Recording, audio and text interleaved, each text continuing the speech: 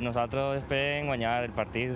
1-2, jo crec. Pues 2-0 Castellón. A guanyar segur, avui se guanya. A passar fred per a guanyar. 2-1. Guanyant, per supost. Jo dic 0-3 per a l'Elche. Que optimista. Nosaltres en guanyar, encara que sigui per 1-0, ens en conformem. Difícil pronòstic per al derbi autonòmic de Castàlia entre el Castelló i l'Elx. Un autèntic duel de primera pel nivell i la història dels dos equips. Maria Gómez segueix l'última hora d'aquest enfrontament.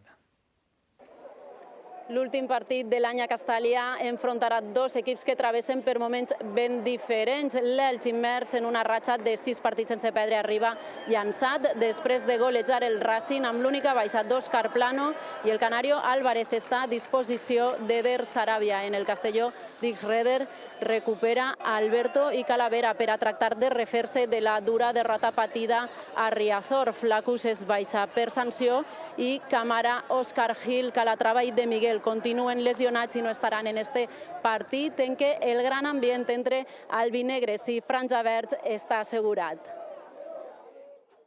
Sale el sol por la mañana y por la noche salgo yo.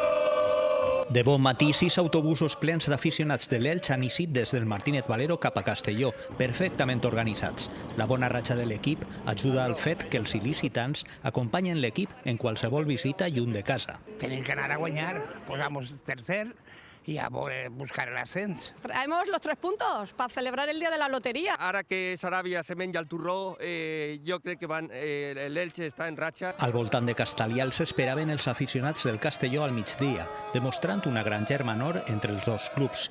Un ambient a punt de bollir a les taquilles i a la penya Passió Albinegra, on s'han preparat 3 paelles compartides amb un grapat d'aficionats il·licitants. Oblidar la dura derrota a la Coruña és fonamental per al Castelló. Hoy es un partido distinto, hay que estar a muerte con el equipo y con el entrenador. Venim d'una derrota molt forta, però esperem que puguem guanyar. Yo espero que gane el Castellón. Les noves generacions albinegres xafen fort en la presència de Fran, que pronte aprendrà el crit de Pampa Morillut.